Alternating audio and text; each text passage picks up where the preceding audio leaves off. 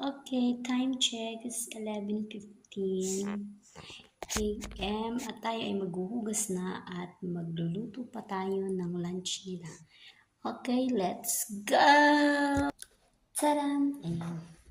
Ang aking lulutuin ngayon ay fish bablo. Ayan. Sa pagluluto ko niyan ay gagamit ako ng